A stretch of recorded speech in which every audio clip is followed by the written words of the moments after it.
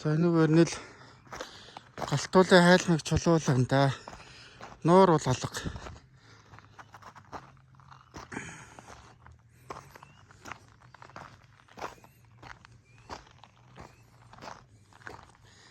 Галтуул нь хайлал урсаал. Энэ хамгийн сүүлд 1960 онд галтуулан дэлбэрсэн гэсэн тэрний үлдэгдэл баг та бодвол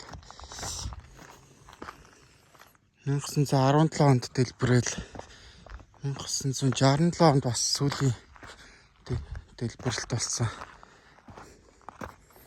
Манай Хөөранга Батүлзээ хөрмөн хад бол хэдэн мянган жилийн өмнөх дэлбэрэлтих байгаа шүү дээ.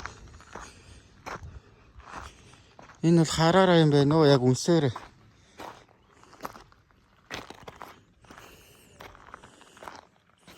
Дөнгөж чулуудж байгаа л юм байна.